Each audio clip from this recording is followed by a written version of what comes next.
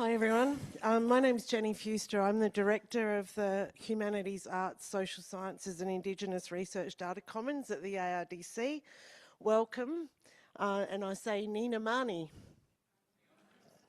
Thank you.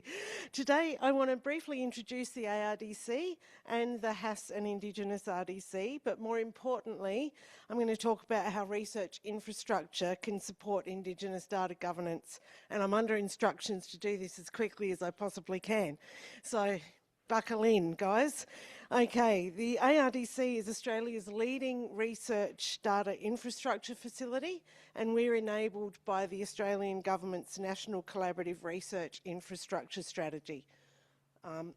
And I have completely forgotten to go with my slides. There we go. So you can read about the purpose and mission there very quickly. Read fast. Okay, this slide provides a snapshot of the Humanities, Arts, Social Sciences and Indigenous Research Data Commons and the breadth of work that we support across it. The HASS and Indigenous RDC was established in 2021 to provide national digital research infrastructure that helps researchers, data custodians and communities discover, connect, manage, share and analyse HASS and Indigenous data. And this supports research that addresses real-world challenges and tells stories that matter, that go against the monocultural perhaps. The 6 focus areas shown here each address a different part of that challenge. The Improving Indigenous Research Capabilities program focuses on embedding Indigenous data governance and supporting Indigenous-led approaches to research infrastructure, ensuring that Indigenous communities have greater authority over how their data and knowledge are managed and used. Excuse me. Connections strengthens the links between researchers, institutions and data collections, helping to create a more coordinated national ecosystem. The Language Data Commons of Australia preserves and enables access to Australia's rich linguistic heritage, including significant Indigenous language collections, supporting language maintenance and revitalisation. The Social Science Research Infrastructure Network improves access to social and administrative data and develops the tools and frameworks needed for responsible policy relevant research. Australian Creative Histories and Futures connects cultural collections and creative practice to support new forms of research and storytelling.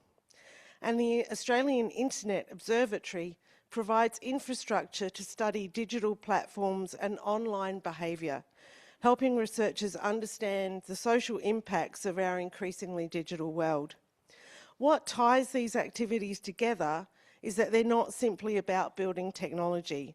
They're about building trusted infrastructure that connects people, data, collections and communities.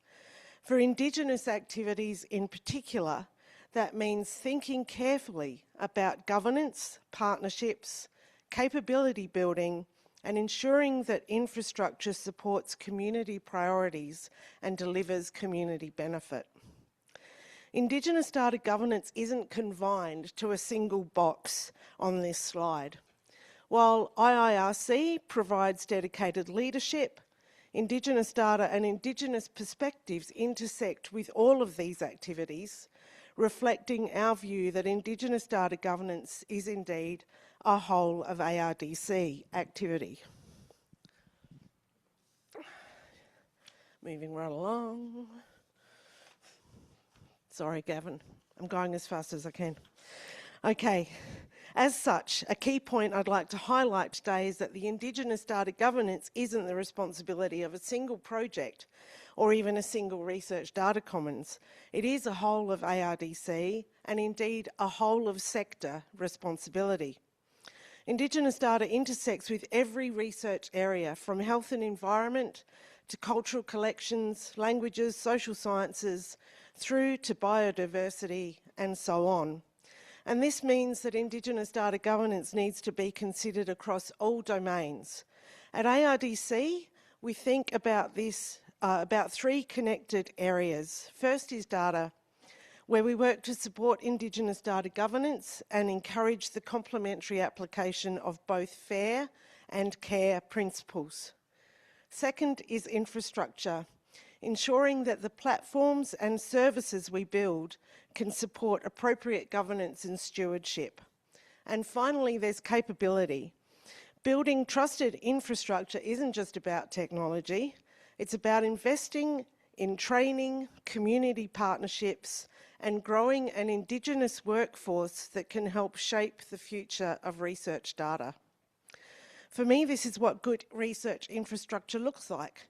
Not simply making data more accessible, but creating an ecosystem that supports Indigenous authority, participation, and benefit across that research ecosystem. Okay, so research infrastructure is often thought of as merely technical platforms, software, GPUs, and so on. But good infrastructure also has to include governance frameworks, relationships, standards, community protocols, and capability building. Infrastructure shapes what research is possible, and as such, in infrastructure development, we have an obligation to make sure that we keep people at top of mind. So good research infrastructure isn't simply about making data easier to access. It's about ensuring that data can be managed, shared, and reused in ways that reflect community priorities and values. For ARDC and the HASS and Indigenous RDC, Indigenous data governance isn't a separate activity. It's an essential part of building infrastructure that is trusted, sustainable, and fit for the future. Indigenous data governance isn't simply about data. It's about who has authority, who benefits, and how research infrastructure can support communities to steward their own knowledge on their own terms. I hope you enjoy the masterclass and come away with new ideas, connections, and perspectives. And I'd like to extend my sincere thanks to the organising team for their hard work in making this event possible. I'm going to hand now to Robert McLellan, and I haven't got the bio, but I can talk about Robert quite easily without the bio. I'll probably just get some things wrong. Robert is a proud Gooreng man from the Wide Bay Burnett River region of Queensland. He's a dear friend of mine and a colleague. We've been working together over a number of years. He is the Senior Program Manager for the Language Data Commons of Australia, and he's also Industry Fellow at University of Queensland. Please join me in welcoming Robert.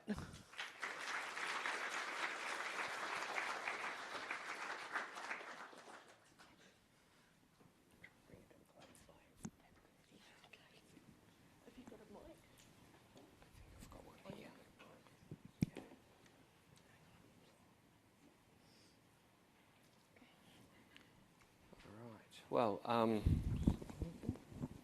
thank you. Wanyang Yalam, Ngai Burum Gadurwan, Gooreng Ngai Jan, Bandabarangalan Jangi. Thank you, firstly, thank you, Uncle Mickey, for that really lovely and warm orientation to Kaurna country. It is beautiful morning. It's a beautiful day today, actually, with the sun shining, and it's lovely to be here. However, I am off country, and so I would like to acknowledge Ngai Balbam Jangi Ngulamu, Ngai Bagai Galangan Murunda Ja Ngulamu, Wabang Wanyigangu Ja Ngulamu, Ngin Nganga Ngalan Balbam Karna Ja, Karna Yurta, Tulba Ngulam Jangi. So as Jenny did reference, I'm a Gooreng person, and our country extends south of Bundaberg in Queensland, south to the Burrum River, north of Gladstone to Raglan Creek, west to about Monto, Rawbell, Three Moon, and then cutting in before Childers in the southwest.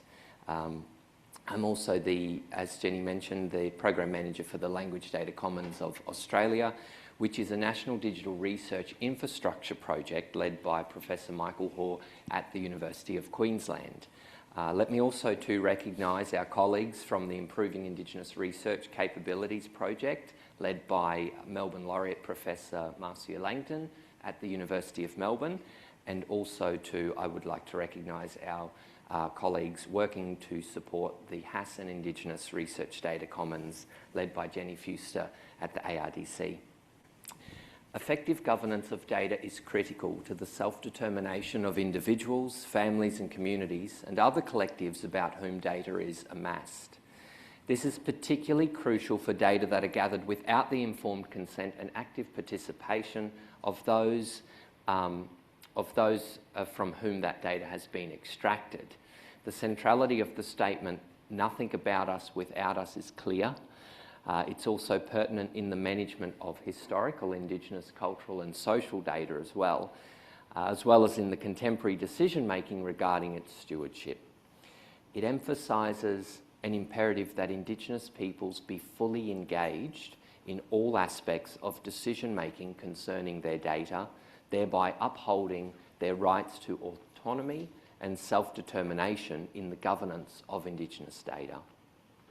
So welcome all to the ARDC Indigenous Data Governance Masterclass for 2026, and it's truly a wonderful feeling to be in the company of each and every one of you.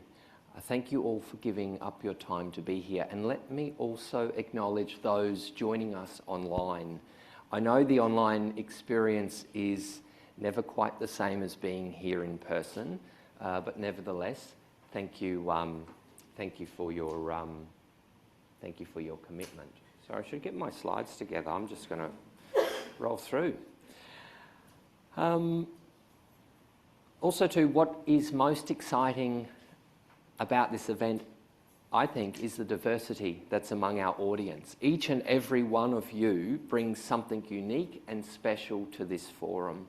The impact of events like these are often marked by the contributions of our presenters, yes, but also by the active participation from all of you, as well as the conversations that occur within the sessions, outside during lunch breaks, and most importantly, what you take back with you into your own areas of work. And we're all joined together through a mutual respect and consideration for advancing Indigenous rights and aspirations through data governance. So all that to say, your engagement here makes this space a safe and engaging colloquium. And in that sense, together, we keep the fire burning. So this morning, I have the absolute privilege to give you the opening address. But in doing so, I just want to make two things clear. I think noting the diversity in the room, I really wish to appeal to the intellectualism that is here, and indeed online also. But importantly, I do not intend for this presentation to be conclusive by any means. Rather, my aim is simply to provoke some of the thoughts and conversations that will no doubt follow throughout today and tomorrow. Okay, so data sovereignty is the concept that data are subject to the laws of the country or the region where it was first generated. Convergently, Indigenous sovereignty has been articulated among the multitudinous discourses underscoring Indigenous rights, knowledge, identity and self-determination since the 1970s. However, there's a notable resurgence in 2007 with regard to Indigenous data sovereignty through the drafting of the United Nations Declaration on the Rights of Indigenous Peoples, with Indigenous peoples reaffirming rights to self-determination as political entities, whilst also emphasising a certain propensity to strengthen Indigenous control over Indigenous data. But although self-determination as a fundamental right of Indigenous populations globally is accorded within UNDRIP, the Australian state has consistently failed to understand and to accept the right of its Indigenous peoples to be granted the fullest rights of self-determination. Further, in Australia, there are still no dedicated legislative protections for Indigenous data sovereignty. This means that Indigenous data has remained vulnerable to misuse and exploitation for decades, and with decision-making all too often occurring in isolation of Indigenous communities. This means that Consequently, Indigenous data has often been collected, stored and reused in ways that disconnect it from the very people and the communities that it relates to. This emphasises the importance of Indigenous data governance. It is the mechanism through which Indigenous data sovereignty may be enacted in practice. It focuses on who makes decisions about data, how those decisions are made, and how Indigenous rights, values and priorities are embedded throughout the data life cycle. The Australian legislature does not accurately reflect the data needs of Indigenous individuals and communities. And one of the examples often share is a sample of community voices through consultative reporting, where both Sarah and Williams argued that the Western governance lens does not adequately understand the full impact that colonisation has had on the Indigenous human, physical and sacred worlds, often compromising the Indigenous epistemes and worldviews. This is also articulated in the literature with Rose et al., which I'll share with you shortly. There's a triadic network there. They recognise Indigenous data as an asset class which Indigenous individuals and communities held an interest to prior to the assertion of sovereignty over so-called Australia by Britain in 1770.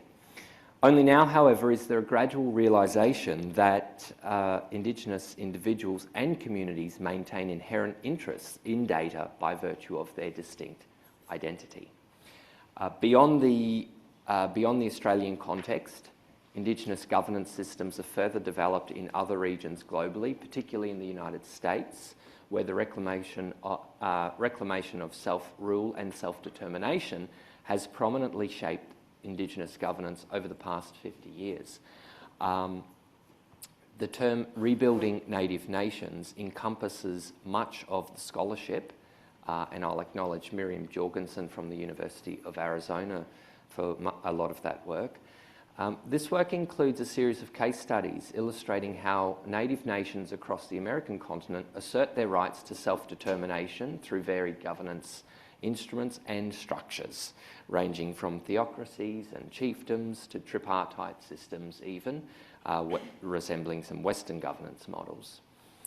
I haven't had time to put it in here, but I will mark the term domestic dependent sovereignty, which I'd urge everyone to have a look into. What I'm referring to is the 1831 court case, which involved the Cherokee Nation versus the state of Georgia, in which Chief Justice John Marshall recognises tribes as being distinct, self-governing political entities that hold inherent sovereignty, but still remaining under the ultimate authority and protection of the federal government. Domestic dependent sovereignty. So governance is a broad discipline unto itself, as well as something that is, it's a prominent feature that I'd say is transdisciplinarily situated across many, many, many fields of study. But it's so broad, in fact, that no consensus has been made on its definitions, despite a multiplicity of different definitions emerging across those fields. The lack of consensus, however, underscores the flexibility of governance as a concept, reflecting its application across diverse fields and within day-to-day life also, from informal social structures to complex institutional frameworks. However, it is in part consisting of, I would say, key constituents that form the basis for informed and substantiated decision-making by an appropriate delegation of individuals, which extend to specific roles and responsibilities. And I know there's a level of subjectivity in that definition also. That's what our role is, to work out how we do that ethically. It encompasses a wide range of concepts, processes and structures related to decision-making, authority and accountability. Governance in all forms plays a crucial role in shaping how power is exercised, how decisions are made and how policies are implemented. The point is governance is therefore incredibly relational. And key literature supports the notion of data governance as an organised system comprising intersecting roles and responsibilities, all with a degree of dependency upon each other. What I referenced before, Rose et al., they build upon a scholarly understanding of the three distinct roles within data governance by visualising ownership, custodianship and stewardship through a triadic network known as the OCS model of data governance. So the role of the data owner is to determine all purposes for which and means by which a data asset is generated, stored, accessed, processed and destroyed. The role of the data custodian is to supply data storage and access services, and the role of the data steward is to supply data processing services, which includes creation, linkage, modelling, analysis and destruction. The relationship between the data owner and the data custodian determines the custodianship, whilst the relationship between the data owner and the data steward ultimately determines stewardship. The data custodian supplies custodianship services for the data owner, and they supply the data steward with access and storage services. And then the data steward provides stewardship services for the owner. So ultimately you're seeing the ownership is incredibly important in this triadic network. So it's critical for operationalising data governance. However, these roles and the articulation of these roles and responsibilities aren't always immediately distinguishable in the context of Indigenous data. So the authors extend upon this model to consider the implications upon the governance of Indigenous data assets, whereby in many cases Australian federal and state and territory governments presume all three roles of data owner, custodian and stewardship. As an example, it's recognised that the characterisation of Indigenous data assets as archival records in particular postures contemporary government departments and agencies with a practical authority associated with the role of the data owner from historical actors, and these are the present-day government departments and agencies that have now replaced those responsible for past injustices against Indigenous peoples, whilst at the same time avoiding other negative associations from those actors. We're going to take a little deep dive now into the word of sovereign. I don't know if you know that reference. As a precondition to examining sovereignty in the context of data governance and the assertion of Indigenous rights through data, it must not be presupposed that the concept of sovereignty retains a timeless, a fixed, or even universal meaning. Rather, sovereignty is an historically contingent and contested concept whose meaning has evolved across diverse political, legal, theological and social context. Its enduring significance lies not in any singular definition, but in the plurality of meanings that have become attached to it across time and space. The conceptual fluidity provides a critical foundation upon which to examine the diverse meanings that have become attached to the term and the ways in which these meanings have been mobilised across time. The linguistic and conceptual reorientation of sovereignty within legal and political discourse, particularly in modernity, reinforces the need to treat sovereignty as an object of inquiry rather than an uncontested foundation.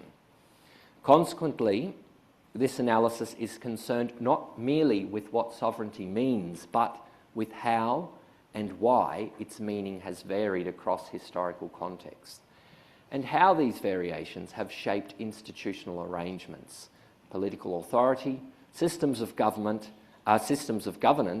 and relations of power. An etymological and conceptual examination of sovereignty emphasises that the term has never been static. Instead, its meaning has been continually negotiated, acknowledged, imposed and reconstructed in response to changing historical conditions. Understanding this conceptual evolution is essential to examining how sovereignty has been invoked, interpreted and contested, including within contemporary discourse, underscoring Indigenous rights, self-determination and data governance. It is therefore necessary to consider the historical genealogy through which sovereignty became associated with supreme authority, territorial jurisdiction and political rule. Within the semantic history of sovereignty, power and rule, within the semantic history of sovereignty, the word, power and rule acquire increasingly hierarchical and also, at times, pejorative connotations. The term derives from late Latin superanis, which means that which is above, emerging between the 5th and 8th centuries. So it's a pretty early term. By the 11th and 12th centuries, forms such as sovereign or souverain appeared in Old French, denoting what was highest, supreme or chief. The term entered Middle English by the 13th century and was well established by the late 1300s. Yet the modern doctrine of sovereignty as supreme and exclusive territorial authority emerged considerably later. The political conception is most commonly associated with the writings of Jean Bodin in the 16th century and also Thomas Hobbes in the 17th century, and with the treaty-making processes surrounding the Peace of Westphalia in 1648. Together, these developments are seminal to the emergence of a state-centred conception of sovereignty grounded in territorial jurisdiction, supreme authority and political independence. These developments sit alongside earlier theological framings of authority in biblical texts also. So while the term sovereign does not appear in the original Hebrew, Aramaic or Koine Greek texts, English translations frequently render divine authority through Lord or King, and at times Sovereign Lord.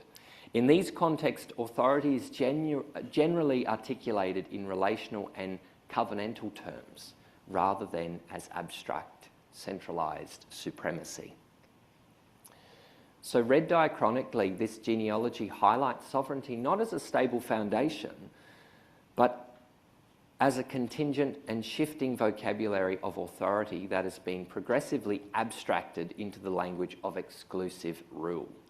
This abstraction is often read as drawing upon theological conceptions of divine supremacy, wherein an ordained authority, albeit ostensible, is attributed to a singular, ultimate source beyond human contestation.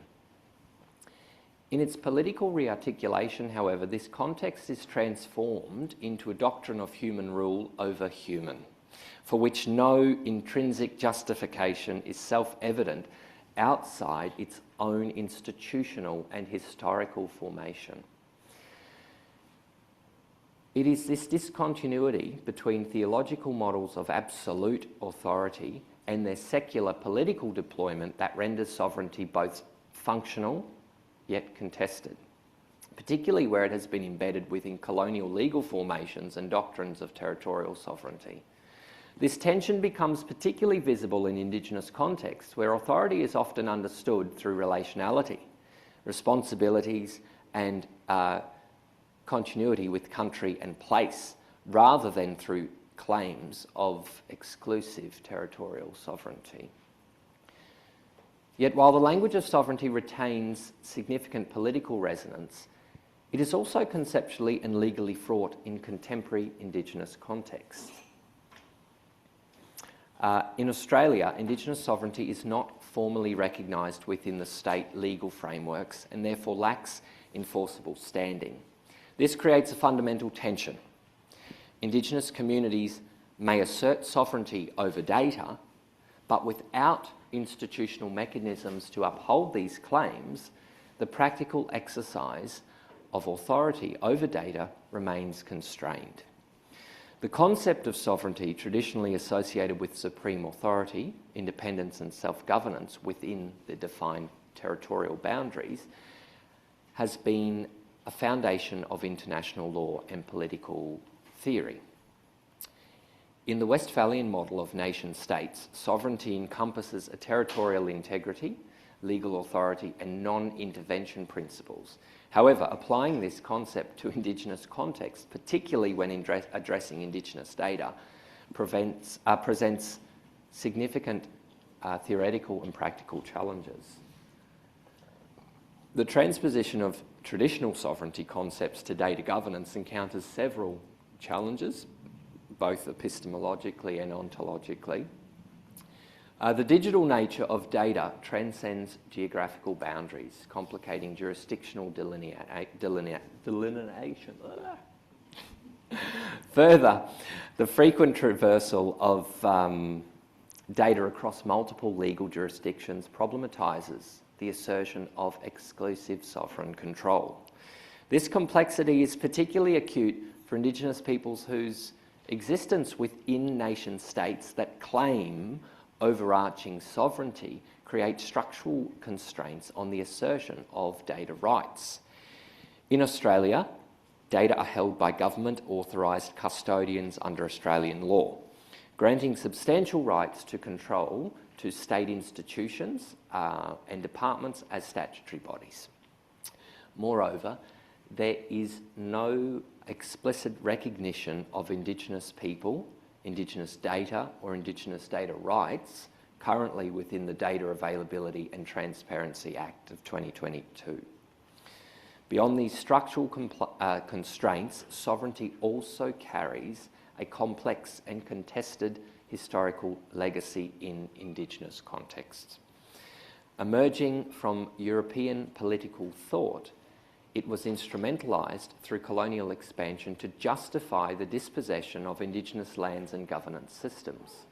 The doctrine of discovery demonstrates this process, providing a theological, legal rationale for the assertion of colonial sovereignty over Indigenous territories, effectively undermining and disavowing pre-existing Indigenous authority. Indigenous engagements with sovereignty contemporaneously may be understood now as both strategic but also paradoxical. So we have a reclamation or expropriation of an historically exclusionary concept in order to articulate rights within the very legal systems that once denied them.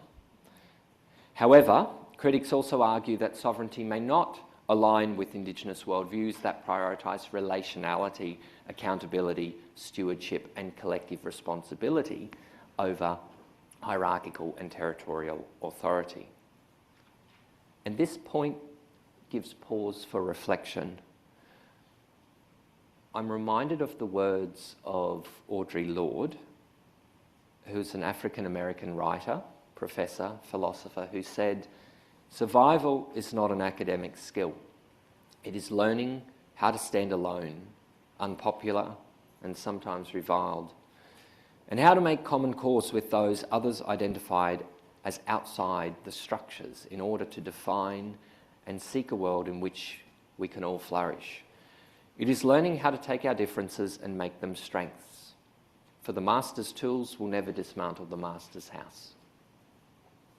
For the master's tools will never dismantle the master's house. They may allow us to temporarily beat him at his own game, but they will never enable us to bring about genuine change." In this context, Indigenous data sovereignty emerges as a strategic articulation of Indigenous authority in relation to data.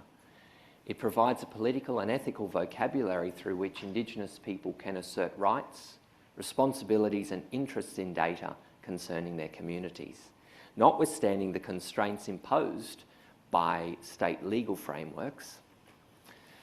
As such, it functions as a translation of Indigenous aspirations through governance into terms legible with Western legal and political systems.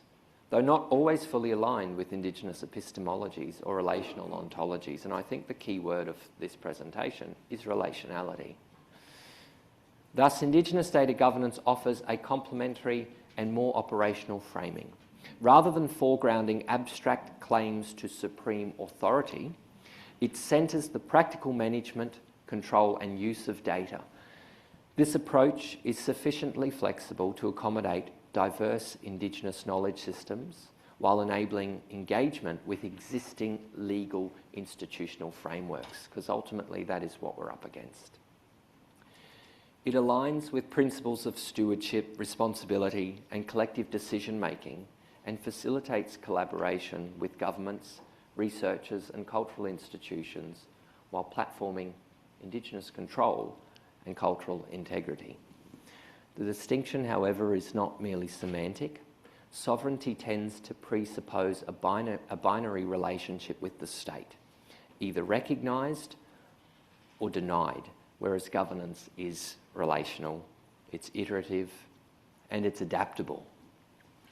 It enables Indigenous communities to negotiate authority over data in ways grounded in Indigenous law, values, and relational worldviews, while supporting engagement with external systems on Indigenous terms.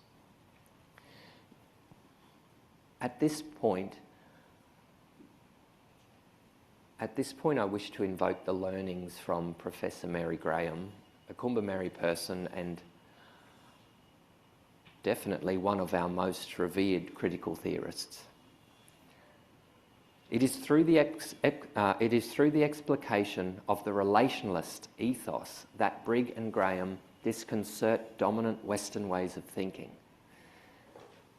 Within relationalist political ordering, relational autonomy is a way of being that sits between, in the middle, preserving one's dignity while staying in tension even amidst conflict or a fight, and thus in relation with others.